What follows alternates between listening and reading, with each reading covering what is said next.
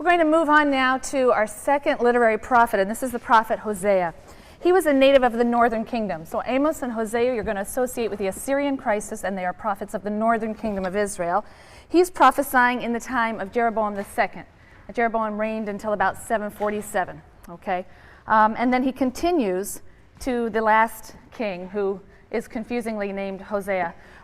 So he prophesies in the 740s, 30s, 20s, somewhere in there. He doesn't seem to have seen the fall of Israel, though. Now, Hosea is considered by many to be the most difficult of the prophetic books. The Hebrew is very difficult, and it sometimes seems rather garbled. It's very hard to render it intelligibly.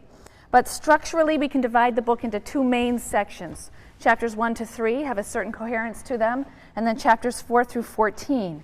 1 to 3 tells of the prophet's marriage to a promiscuous woman named Gomer. His marriage is a metaphor for Israel's relationship with God. And these chapters also contain an indictment or a lawsuit. Remember this Reeve form, lawsuit form. We're going to see it both in Hosea and Isaiah today. Then chapters 4 through 14 contain oracles primarily. Oracles against the nations, but also against the kingdom of Israel. We're going to be focusing primarily on chapters 1 to 3, since these are so distinctive to Hosea, and we'll refer occasionally to some of the other chapters where they might pronounce an important theme for Hosea. So again, the historical background for the book of Hosea is the Assyrian threat. The Assyrians are wiping out a number of the smaller states in the ancient Near East, the middle of the 8th century, and Israel obviously could not be far behind. And the line that was taken by Hosea was to condemn the attempts that were made by various kings, by Israel's kings, to withstand defeat or to avoid defeat at the hands of Assyria. If Assyria was going to conquer Israel, Hosea said, then it was God's just punishment. And to fight against it, to fight against the inevitable, was simply another kind of rejection of God, another rejection of his plans and purpose. It demonstrated a lack of trust or faith in the power of God. Hosea 10, verse 13, spells out the disastrous consequences of trusting in human power or foreign alliances rather than trusting in God. And this is a theme that we'll see occurring again and again. Hosea 10:13. You have plowed wickedness, you have reaped iniquity, and you shall eat the fruits of treachery, because you relied on your way, on your host of warriors. He was suggesting inaction. Now that surely would have been viewed by the king and the court as against all reason. But this was Hosea's insistence. Israel was faced with a choice. In whom should she place her trust? In God or in human leaders and their armies? Hosea 1:7 goes so far as to suggest that actually the moment of decision has passed for the northern kingdom. There's still some hope for the southern kingdom, but the northern kingdom has obviously made its choice, and it was the wrong choice. Hosea says that God says, I will no longer accept the house of Israel or pardon them, but I will accept the house of Judah, and I will give them victory through the Lord their God. Right? Victory through the Lord their God. I will not give them victory with bow and sword and battle, by horses and riders. Right? If you think that's what gives you victory, you're mistaken. Some see that verse as perhaps a later interpolation into Hosea has such a positive assessment of the southern kingdom. But there is this sense of impending disaster that resonates throughout the book of Hosea. Chapter 8, verse 7, they sow wind and they shall reap whirlwind, standing stalks devoid of ears and yielding no flower. If they do yield any, strangers shall devour it. Israel is bewildered. So the catastrophe is unavoidable, and Hosea has often been described as painting a portrait of unrelieved gloom. It's very grim. He seems to hold out no real hope for Israel. She has to pay the price for her infidelity to God. But we need to look a little more closely at some of the themes of the book before we accept that evaluation entirely. And I think the one overarching theme that helps us organize most of the material in the book of Hosea, and one that shows its deep indebtedness to or interconnectedness with the book of Deuteronomy, is the theme of covenant, particularly Deuteronomy's notion of covenant. So I've put covenant at the top there, and we see this theme being played out in several different ways. The first I've just discussed, as Yahweh's covenant partner, as the vassal of the covenant partner, Yahweh, the sovereign, Israel should be placing her confidence entirely in Yahweh. Any foreign alliance, any alliance with Egypt against Assyria, for example, is against the terms of that covenant, that exclusive treaty between God and Israel. And she should not be relying on her military might, but relying on the sovereign, the suzerain. So anything short of complete trust in Yahweh's power to save the vassal Israel is a violation of the terms of the covenant. So we see it in the notion of confidence, exclusive confidence and trust in God and his power. A second way in which the theme of covenant is expressed is found in Hosea's denunciation of social injustice and moral decay, and of course this is a theme that's common to the prophets. Here he follows Amos. But he's now the first to couch his charge in the form of this formal reeve or lawsuit. In which God is said to bring a charge against Israel for violating the terms of the covenant, for breach of covenant. This happens in chapter 4. The first 3 verses of chapter 4, Israel's charged. And Hosea employs language that deliberately invokes the Decalogue. Hear the word of the Lord, O people of Israel. For the Lord has a case, a lawsuit, against the inhabitants of this land, because there is no honesty and no goodness and no obedience to God in the land. False swearing, dishonesty and murder and theft and adultery are rife, right? Picking out key terms from the Decalogue. False swearing, murder, theft, and adultery, which of course occur in a threesome in the Decalogue. Crime are rife. These things are rife. Crime follows upon crime. For that the earth is withered, everything that dwells on it languishes. Beasts of the field and birds of the sky, even the fish of the sea, perish. Unlike Amos, Hosea also engages in a prolonged or sustained condemnation of Israel's religious faithfulness, which is figured in terms of adultery. And so here again, the theme of covenant is dominant and organizes the prophet's presentation. To represent Israel's faithlessness, he invokes other types of covenantal relationships as metaphors, most notably the metaphor of marriage. Marriage can be referred to as a brit, as a covenant between a husband and wife, and so it's an appropriate metaphor. And we see it primarily in chapters 1 through 3. He addresses the relationship between Yahweh and Israel through the metaphor of marriage, and Israel is the unfaithful, adulterous wife. He describes in lurid terms her lecherous addiction to images and idols, her adulterous worship of Baal. He points to the nation's leaders and their failures, the kings and the priests, their failure to prevent the people's waywardness, their debauchery. The first chapter is reported in the third person, and this contains God's command to Hosea to marry a promiscuous woman as a symbol of God's own marriage with a faithless wife, Israel. Go get yourself a wife of whoredom and a children of whoredom, for the land will stray from following the Lord. So he marries this woman named Gomer, and she bears 3 children who have very inauspicious names. These names are symbolic of God's anger over Israel's religious infidelity. Jezreel because God plans to punish Jehu for his slaughter of the house of Ahab. Even though Ahab was no favorite of God, you still should not raise your hand against the Lord's anointed. And so Ahab will have to be avenged. Jehu will have to be punished at Jezreel, which is where the murder happened. Lo ruchama, which means not loved, not forgiven, because God will no longer love or forgive or pardon the house of Israel. And the third child's name is Lo ami, not my people, a sign that God has dissolved the covenant bond. He's rejected Israel as his people, divorced Israel. There really could be no more stark and shocking denial of the covenant than this. Chapter 3 contains a Hosea's first person account of God's command to him. There it said that God commands him to befriend, although he seems to hire, a woman on condition that she not consort with others. The woman again symbolizes Israel, who's brought into an exclusive relationship that requires her to remain faithful to one party, in contrast to her customary behavior. And then sandwiched between chapter 1 and chapter 3, both of which have the accounts of these relationships that are metaphors for God and Israel's relationship, sandwiched between them is the almost schizophrenic chapter 2. it contains, again, this sustained, violent, very violent account on the faithless wife, on faithless Israel, and God's formal declaration of divorce. She is not my wife, and I am not her husband. This would affect a divorce, the statement uttered by a husband. We have that in verse 4. And yet, this chapter also contains a very gentle and very loving portrait of reconciliation.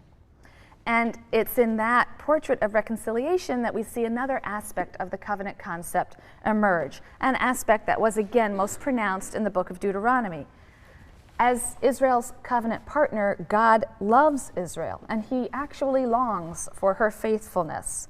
This steadfast covenantal love, one of the words that's used repeatedly is chesed, but it refers to a special kind of steadfast love, loyal love. This covenantal love will reconcile God to wayward Israel, just as Hosea is reunited or reconciled with his faithless wife. And the prophet imagines a return to the wilderness. And, God is imagining it would be wonderful if we could return to the wilderness and covenant again. And this time it would be a permanent and eternal marriage. And the 3 children who were cast off at birth, they will be redeemed and accepted by their father. Those are some of the ideas contained in this passage. This is Hosea 2, verses 16 to 25, the reconciliation. Assuredly, I will speak coaxingly to her and lead her through the wilderness and speak to her tenderly.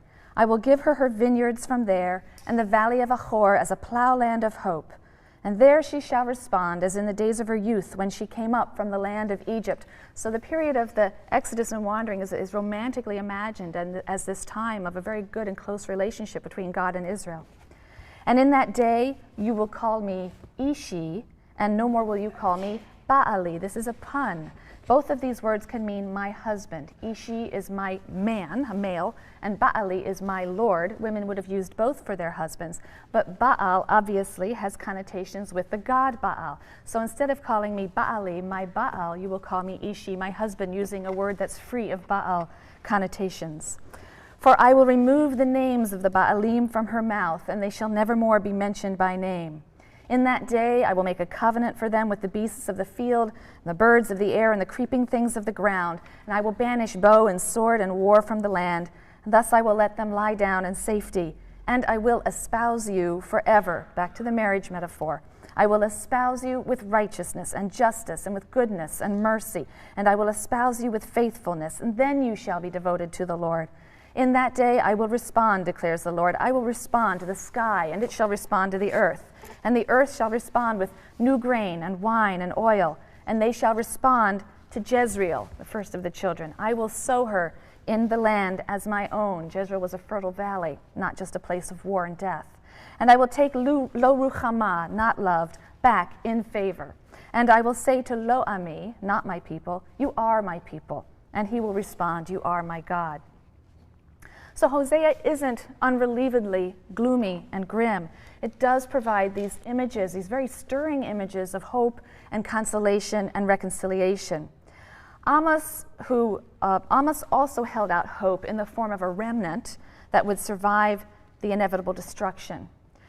So we need to think about the 2 traditions that prophets like Amos and Hosea are drawing on in this combined message of doom on the one hand and hope on the other. Really what the prophets are doing is drawing on 2 conceptions of covenant, the 2 conceptions that we saw in our study of the Pentateuchal material and on into Samuel. On the one hand, they recognize the unconditional and eternal, irrevocable covenant, right, that God established with the patriarchs, as well as the eternal covenant with David, with the house of David. Those covenants were the basis for the belief that God would never forsake his people. But on the other hand, of course, they place emphasis on the covenant at Sinai. It's a conditional covenant. It requires the people's obedience to moral, religious, and civil laws in the covenant code, and it threatens punishment for their violation. So the prophets are playing with both of these themes. Israel has violated the Sinaitic covenant, and the curses that are stipulated by the covenant must follow: national destruction and even exile. They will follow. They have to. But alienation from God is not and never will be complete and irreparable because of the unconditional covenant, the covenant with the patriarchs, the covenant with the house of David. So Israel will be God's people forever despite temporary alienation. The notion of election, an act of purely undeserved or unmerited favor and love on God's part, not due in any way to a special merit of the people, undergirds the prophetic message of consolation. And Hosea paints a very poignant and moving portrait of this special and indissoluble love that God bears for Israel. And in doing so, he draws on a second metaphor. So we've had the metaphor of husband and wife, which is a kind of covenantal relationship. We also have the metaphor of parent-son, which can also be understood in terms of a covenant with obligations. All right? The parent-son relationship entails loyalty and love, but also obligation.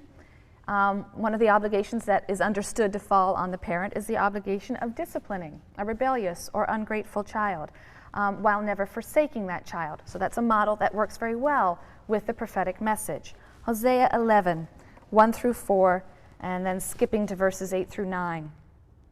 I fell in love with Israel when he was still a child, and I have called him my son ever since Egypt. Thus were they called, but they went their own way. They sacrificed to Baalim and offered to carved images. I have pampered Ephraim, another name for Israel, right? Ephraim. I have pampered Ephraim, taking them in my arms, but they have ignored my healing care. I drew them with human ties, with cords of love, but I seemed to them as one who imposed a yoke on their jaws, though I was offering them food. How can I give you up, O Ephraim? How surrender you, O Israel? How can I make you like Admah, or render you like Zeboim, other foreign places? I have had a change of heart. All my tenderness is stirred. I will not act on my wrath, will not turn to destroy Ephraim, for I am God, not man, the Holy One in your midst. I will not come in fury. So you have these alternating passages of violent rejection and tender love and reconciliation. And with these alternating passages, the prophet is able to capture or convey a passionate struggle taking place in the heart of God. Right? They're giving us that passionate, emotional portrait of God. It's the struggle of a lover who's torn between his jealous wrath and his undying love. And it's a struggle that is won ultimately by love, because God cannot let Israel go. We're going to see that each of the prophets we look at holds these two covenantal ideas in tension, and they will emphasize one or the other depending on the particular situation, the particular historical situation. Sometimes when it's a time of relative ease or comfort, then the prophet emphasizes the violations of the Sinaitic covenant, the punishment that will inevitably come for these violations, and they'll downplay God's eternal commitment to his people. But in times of despair and suffering and destruction, then the prophet may point out that violations of the covenant were the cause of the distress, but they will emphasize God's undying love for Israel and hold out hope, therefore, for a better future. Now we're going to leave the northern prophets and move to southern prophets. Isaiah is the longest prophetic book. The interpretation of many passages in the book of Isaiah as symbolic references to Jesus make it one of the most quoted books of the Bible by Christians. Isaiah was a contemporary of Amos and Hosea, right? Second half of the 8th century. He was active for a little bit longer period. He was active into about the 690s, somewhere in there. But he prophesied in the southern kingdom of Judah when the Assyrian Empire threatened and destroyed the northern kingdom, right? The northern kingdom falls 722. And then, of course, was threatening Judah. So he's active for over 50 years, and he counsels Judah's kings.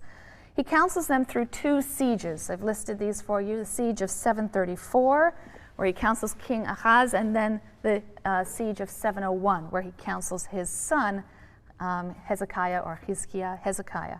Okay?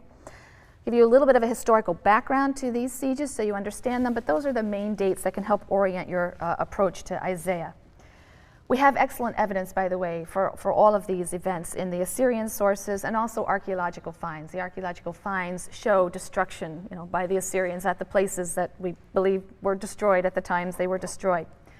But this is what happened.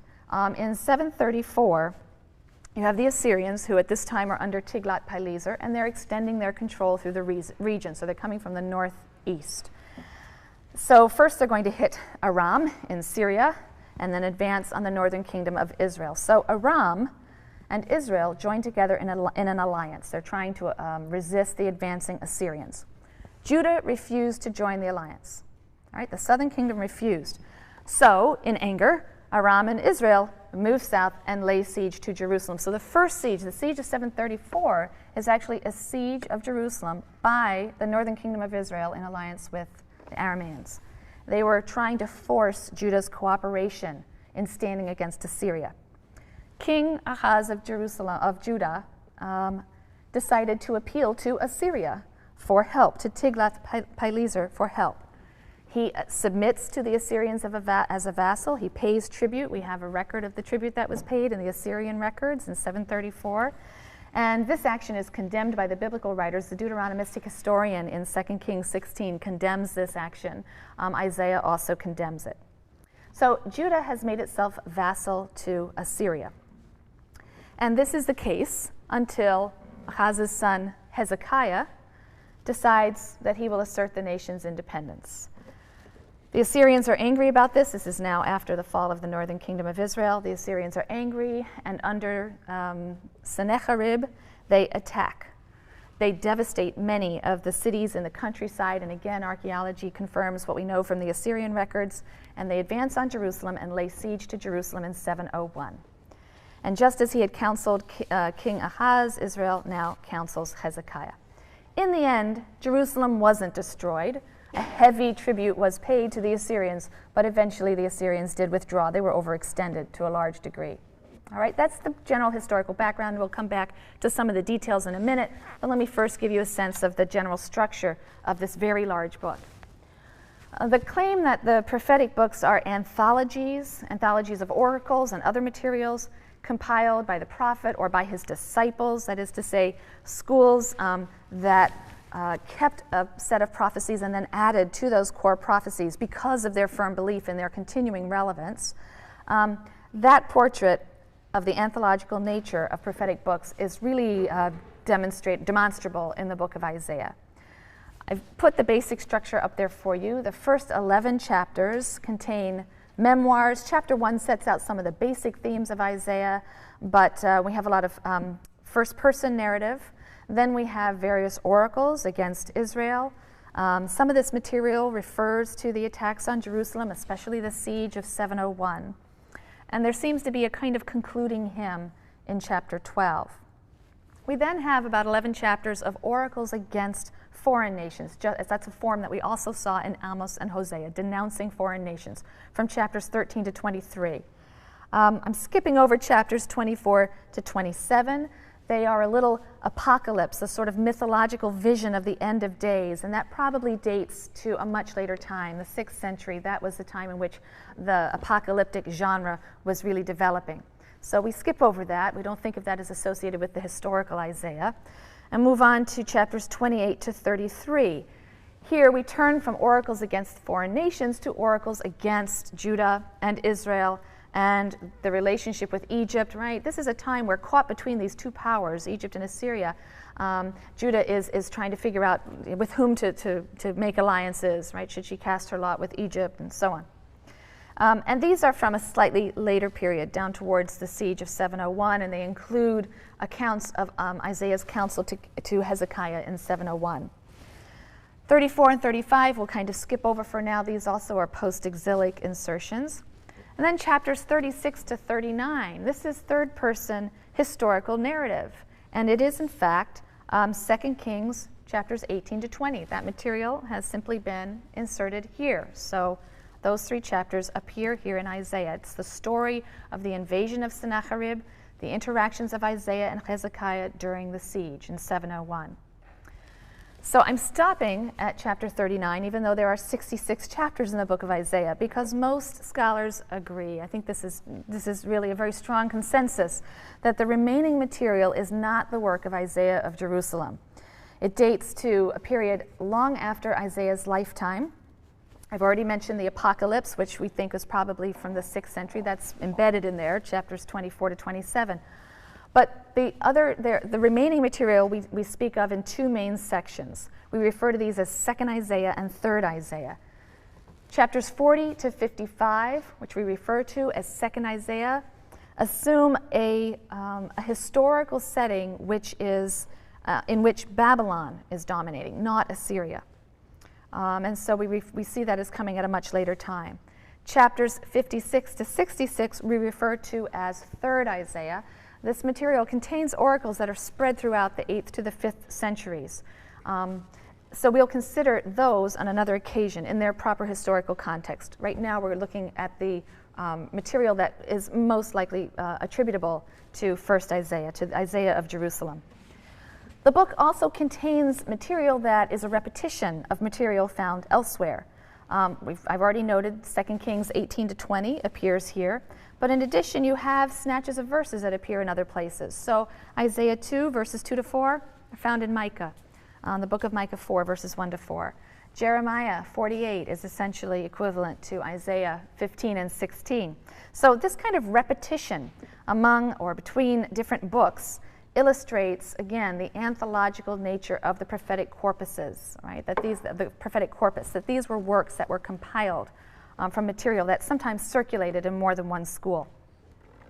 So if we turn now to the major themes of Isaiah, let's note first the common ground between Isaiah and the prophets Amos and Hosea that we've already discussed.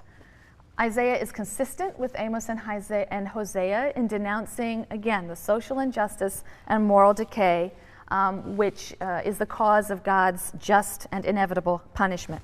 Isaiah 5, extracting from verses 8 through 24. Ah, those who add house to house and join field to field, till there is room for none but you to dwell in the land. Ah, those who chase liquor from early in the morning until late in the evening are inflamed by wine. Ah, those who vindicate him who is in the wrong in return for a bribe, and withhold vindication from him who is in the right. He joins Amos in the assertion that cultic practice without just behavior is anathema to God. Isaiah 1, verses 10 to 17. Hear the word of the Lord, you chieftains of Sodom. Give ear to our God's instruction, you folk of Gomorrah. Right? So he's referring to his fellow countrymen as Sodomites, or people of Sodom and Gomorrah, who of course were the paragons of immoral behavior. What need have I of all your sacrifices, says the Lord? I am sated with burnt offerings of rams and suet of fatlings and blood of bulls, and I have no delight in lambs and he-goats. Your new moons and fixed seasons fill me with loathing. They are become a burden to me. I cannot endure them. And when you lift up your hands, I will turn my eyes away from you. Though you pray at length, I will not listen. Your hands are stained with crime. Wash yourselves clean. Put your evil doings away from my sight. Cease to do evil, learn to do good. Devote yourselves to justice, aid the wronged, uphold the rights of the orphan, defend the cause of the widow. Right? These are harsh and shocking words. I'm sick of sacrifices. I'm sick of your festivals and holidays as long as you are, of course, committing these terrible acts. And like Amos and Hosea, Isaiah asserts that morality is a decisive factor in the fate of the nation. Again, the passage that begins, ah, those who add house to house and join field to field. In my hearing, said the Lord of hosts, surely great houses shall lie forlorn, spacious and splendid ones without occupants. Assuredly my people will suffer exile for not giving heed, its multitude victims of hunger, and its masses parched with thirst. So there are, of course, some commonalities, but Isaiah differs from Amos and Hosea in this. He places far greater emphasis on the Davidic covenant than on the Mosaic covenant. This is a key feature of Isaiah. The wilderness tradition, the Exodus tradition, the covenant at Sinai, these are so important to Amos and Hosea and are referred to by Amos and Hosea, but they have less of an explicit influence on Isaiah's prophecy. They're not there, but they have less of an explicit influence. Instead, Isaiah has an overriding interest in Davidic theology, the royal ideology that centers on Zion, an ideology that we discussed earlier. So we see this in his Reeve, his covenant lawsuit, which focuses a little less on the violations of the nation than it does on the failure of the kings and the leaders who have misled the nation and who will now have to be punished as was stipulated in the Davidic covenant. We also see it in his firm belief in the inviolability of Zion. Right? This is a clear doctrine with Isaiah, the inviolability of Zion. Yahweh has a special relationship with the Davidic royal line and the Davidic capital, Jerusalem or Zion, and he will not let either perish. And that belief undergirds and informs his consistent advice to the kings of Judah. Times of great danger are opportunities to demonstrate absolute trust in Yahweh's covenant with the line of David, with the house of David. The king must rely exclusively on Yahweh and Yahweh's promises to David and his city, and not on military might or diplomatic strategies. So if we look at Isaiah's dealings with King Ahaz, right, the first siege in 734, this is described in Isaiah chapters 7 and 8. Isaiah, who also has children with portentous names, this is a fad, I guess, among the prophets. His children's names are Only a Remnant Will Survive and Hasten for Spoil, Hurry for Plunder, which indicates the destruction and exile. So he goes to visit the king. And his advice to the king is, be quiet and do not fear, chapter 7, verse 4, the crisis will pass. 7, verse 9, if you will not believe, surely you shall not be established. This is an evocation of Zion theology. God is in the midst of the city. That means the Lord of hosts is with the people. Isaiah then offers Ahaz a sign of the truth of his prophecy. And that is, namely, that a young woman who has conceived will bear a son and will call him Emmanuel.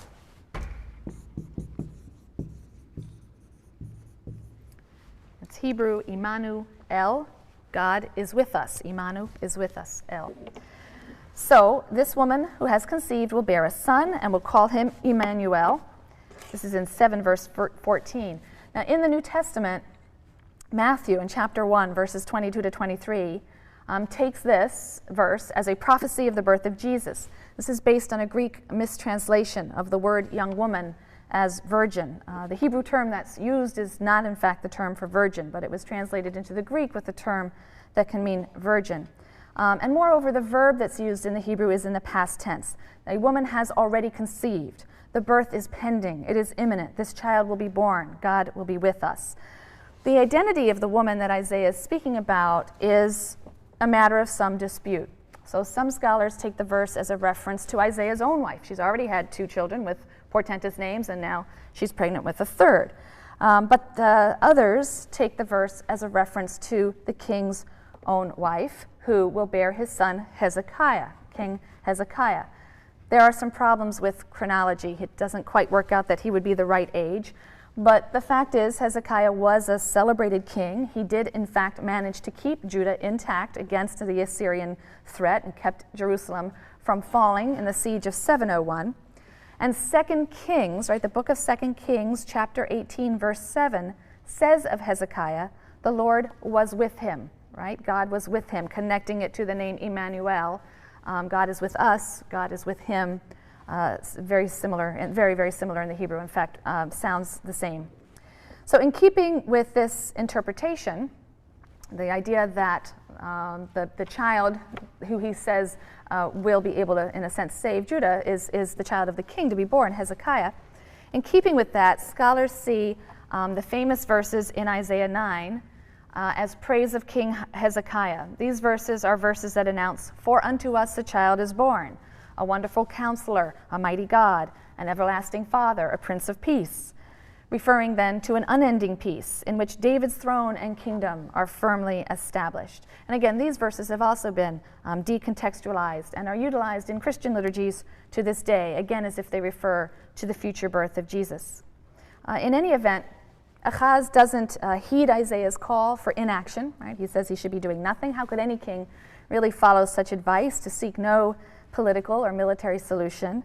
And so he appeals to Assyria for help against Aram and the northern kingdom of Israel, who are laying siege to him. And this is a disastrous development in Isaiah's eyes.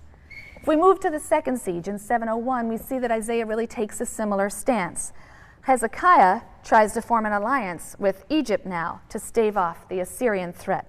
And Isaiah castigates the king, and he castigates the king's men for abandoning Yahweh and relying on the frail reed of Egypt. And we find here an example of the bizarre and demonstrative behavior of the prophet. We'll see this in many of the prophets. We'll see it particularly in the prophet Ezekiel, but we see it with others, where they would engage in these symbolic acts that were meant to shock and attract attention. Isaiah paraded naked through the streets of Jerusalem to illustrate the exile and the slavery that would follow from this mistaken reliance on Egypt. He denounces the political advisors who counsel the king to form an alliance with Egypt because they are simply trusting in horses and chariots rather than God. And Isaiah counsels differently. He says, "For the Egyptians are man, not God, and their horses are flesh, not spirit." Chapter 31, verse 3, the king should simply trust in God. In the narrative account that we have of the siege of 701, that's found in chapters 36 and 38, it's also duplicated in 2 Kings. Isaiah counsels Hezekiah when the siege is underway not to capitulate to the Assyrians. This might seem to contradict his earlier message that Assyria was the rod of God's anger, and that Hezekiah should not resist. But in fact, there's a basic consistency to Isaiah's counsel. Just as his earlier counsel to trust in God rather than Egypt was based on his trust in God's promises to David and the inviolability of the royal city, so now his counsel to resist, not to open the doors of the city to the Assyrians, is based on his belief that Yahweh could not possibly intend to destroy his royal city. Isaiah 37, verses 33 to 35. "Assuredly, thus said the Lord concerning the king of Assyria, he shall not enter this city. He shall not shoot an arrow at it, or advance upon it with a shield, or pile up a siege mound against it. He shall go back by the way he came. He shall not enter this city, declares the Lord. I will protect and save this city for my sake and for the sake of my servant David." Right? Again, for the sake of the Davidic covenant. And the fact that Jerusalem did, in fact, escape destruction after this terrifying siege by the Assyrians only fueled the belief in the inviolability of David's city, Zion. Isaiah 6 contains a striking account of the call of Isaiah. Many of the prophetic books will feature some passage which refers to the prophet's initial call. And it's something we might expect to find at the beginning of the book. So obviously chronology is not the organizing principle in the book of Isaiah. But I want to draw your attention to God's extraordinary message to Isaiah at the time of his call or commission. "Go and say to that people, hear indeed, but do not understand. See indeed, but do not grasp. Dull that people's mind, stop its ears, and seal its eyes, lest seeing with its eyes and hearing with its ears, it also grasp with its mind and repent and save itself." Well, there's a nice literary chiasm before we get to the substance of it. In the last line, you have heart, ears, and eyes, and then these are repeated, but in reverse order, eyes, ears, and heart. But in this passage, we return to the kind of bleakness that we saw in Hosea. Destruction is inevitable. God's message by his prophet will not be understood. And indeed, God will see to it that the people do not understand the message. They do not heed the call to repent, do not save themselves, and so do not escape God's just punishment. It's a fascinating, if theologically difficult, passage. God tells Isaiah to prevent the people from understanding, lest through their understanding they turn back to God and save themselves. And again, we see God, or perhaps his prophet, caught in the tension between God's justice and God's mercy. As a God of justice, he must punish the sins of Israel with destruction. He indicated he would do so in the covenant, and he must be faithful to those terms. But as a God of mercy, he wishes to bring his people back. He wishes to send them a prophet to warn them of the impending doom and urge them to repent so that he can forgive them and renounce his plan of destruction. Yet how can he both punish Israel and so fulfill the demands of justice, and yet save Israel and so fulfill the demands of mercy and love? Verses 12 and 13 in chapter 6 answer this question with an idea that we've seen a little in Amos and Hosea. When Isaiah asks how long the people will fail to hear, fail to understand, to turn back to God and save themselves, God replies, "Till towns lie waste without inhabitants and houses without people, and the ground lies waste and desolate. For the Lord will banish the population, and deserted sites are many in the midst of the land. But while a 10th part yet remains in it, it shall repent. It shall be ravaged like the terebinth and the oak, of which stumps are left even when they are felled, and its stump shall be a holy seed. So God will punish. God cannot not punish Israel, and so the demands of justice will be met, and God will have upheld the terms of the conditional Mosaic covenant. But God will at the same time effect the salvation of his people in the future. He has sent a prophet with the call to return, and in due time a remnant of the people, a 10th, Isaiah says, will understand and heed that call. They will receive God's mercy, and the covenant will be reestablished. And in this way the demands of love and mercy will be met, and God will have been faithful to his covenantal promise to the patriarchs and the royal house of David.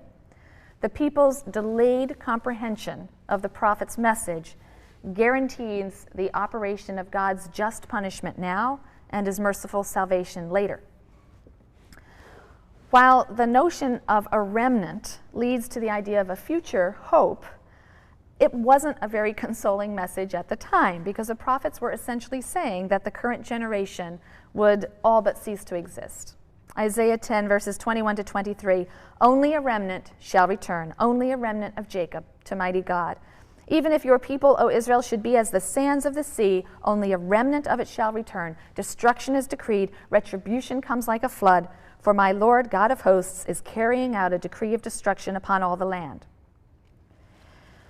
Well, we've seen that the prophet's message of destruction and punishment and doom is very often accompanied by, often alternates with a message of consolation and a promise of restoration of a purged or purified remnant in the land of Israel. This is where the prophets differ from the Deuteronomistic historian. The Deuteronomistic historian is more concerned with the justification of God's actions against Israel than with painting a vivid portrait of the time of a future restoration. But this period of restoration is elaborately envisioned in some prophetic writings, and it even takes on an eschatological tenor. The word eschatology means an account of the end. So in some of them, this becomes an eschatological vision, that this is what the restoration will happen at the end of days, and the restoration will bring about some sort of perfect end time. So in Isaiah, for example, the return will be a genuine, wholehearted, and permanent return to God. It will be the end of sin. It will be the end of idolatry. All the nations of the earth will recognize the Lord of history. A new epoch will open in world history. It's an enormous transformation. And Isaiah is the first to envisage this kind of transformation, the end of the dominion of idolatrous nations. When God comes to Jerusalem to save the remnant of Israel and gather in the dispersed exiles, it will be a theophany, a self-revelation of God of worldwide scope. Isaiah 2, verses 2 to 4. In the days to come, the mount of the Lord's house shall stand firm above the mountains and tower above the hills. So this little hill, if you've ever been there, it's really not very big, that the temple stood on will tower like some large, impregnable mountain over all other hills and mountains, and all the nations shall gaze on it with joy. And the many peoples shall go and say, come, let us go up to the mount of the Lord, to the house of the God of Jacob, that he may instruct us in his ways, and that we may walk in his paths. For instruction, Torah, shall come forth from Zion, the word of the Lord from Jerusalem. And thus he will judge among the nations, and arbitrate for the many peoples. And they shall beat their swords into plowshares, and their spears into pruning hooks. Nation shall not take up sword against nation. They shall never again know war. Note this, the direction that Israelite thought is taking. The J source in Genesis assumed that all humans had knowledge of Yahweh from the time of creation. And remember that that was one of the distinctive traits of J as opposed to P, for example. They assumed, however, that humans turned from Yahweh. So Yahweh selected one nation to know him and covenant with him. The book of Deuteronomy accepts that Yahweh is Israel's God. Other nations have been assigned to the worship of other gods, and that's just fine. But in classical prophecy, universal claims are made on behalf of Yahweh. According to the prophets, God will make himself known to all the nations, as he once did to Israel. and the universal worship or recognition of Yahweh will be established at the end of days. This is a very different idea. And so, as a consequence of this idea, the very notion of Israel's election is transformed by the prophets. In the Torah books, the election of Israel means simply God's undeserved choice of Israel as the nation to know him and bind itself in covenant to him. But in the prophetic literature, Israel's election is an election to a mission. Israel was chosen so as to be the instrument of universal redemption, universal recognition of Yahweh. When God comes finally to rescue the Israelites, he will simultaneously reveal himself to all of humankind. They'll abandon their idols, they'll return to him, a messianic period of peace will follow. And eventually, we're going to see the idea that the mission for which Israel was elected was to become a light unto the nations. This is a phrase that we're going to see in other parts of Isaiah, Isaiah 49, Isaiah 51, later. The royal ideology of Judah plays an important role in the eschatological vision of Isaiah because this new, peaceful, righteous kingdom is going to be restored by a Davidite. It's going to be restored by a king from the branch of Jesse. David's father's name was Jesse, so when you say the branch from the stump of Jesse, then you're referring to a Davidite. Isaiah 11 refers to the restoration of the Davidic line, which implies that it had been temporarily interrupted. So Isaiah 11 may be post-exilic. It may date from a time when people were hoping for a Messiah to arise and restore the line of David. Isaiah 11, verses 1 to 12 and 16. But a shoot shall grow out of the stump of Jesse. A twig shall sprout from his stalk. The Spirit of the Lord shall alight upon him, a spirit of wisdom and insight, a spirit of counsel and valor, a spirit of devotion and reverence for the Lord. He shall sense the truth by his reverence for the Lord. He shall not judge by what his ears perceive. Thus he shall judge the poor with equity and decide with justice for the lowly of the land. He shall strike down a land with the rod of his mouth and slay the wicked with the breath of his lips. Justice shall be the girdle of his loins and faithfulness the girdle of his lips. The wolf shall dwell with the lamb, the leopard lie down with the kid, the calf, the beast of prey, and the fatling together, and a little boy to herd them. The cow and the bear shall graze. The bear is vegetarian now, not killing the cow, but eating the grass with the cow. Their young shall lie down together, and the lion, like the ox, shall eat straw. A babe shall play over a viper's hole, and an infant pass his hand over an adder's den. Right? The hostility, the animosity between humans and serpents or snakes, which was decreed at the fall, and the expulsion from Eden, is reversed in this end time. Right? This is a return to the situation in paradise. In all of my sacred mount, nothing evil or vile shall be done, for the land shall be filled with devotion to the Lord as water covers the sea. And in that day the stock of Jesse that has remained standing shall become a standard to peoples. Nations shall seek his counsel, and his abode shall be honored. In that day my Lord will apply his hand again to redeeming the other part of his peoples from Assyria, as also from Egypt, Pathros, Nubia, Elam, Shinar, Hamat, and the coastlands. Thus there shall be a highway for the other part of his people out of Assyria, such as there was for Israel when it left the land of Egypt. So this new, ideal Davidic king will rule by wisdom and insight, and the Spirit of the Lord will alight on him. That's a phrase that we saw being used in the case of Judges, in the case of Saul or David. It doesn't refer to military might and strength here. It refers to counsel and a spirit of devotion to God. And this king's reign will begin an ingathering of the exiles of the nation and a transformed world order. So, to conclude, Isaiah is typical of the prophetic reinterpretation of the ancient covenant promises, giving Israel a hope for a better, ideal future. And like the other prophets, he declared that the nation was in distress, not because the promises weren't true, but because they hadn't been believed. The nation's punishment was just a chastisement. It wasn't a revocation of the promises. The prophets pushed the fulfillment of the promises beyond the existing nation, however. It's only after suffering the punishment for the present failure would a future redemption be possible. So the national hope was maintained, but pushed off to a future day. Right, we'll deal with some more prophetic books when we come back. Please be sure to take the handouts in the box at the side of the room.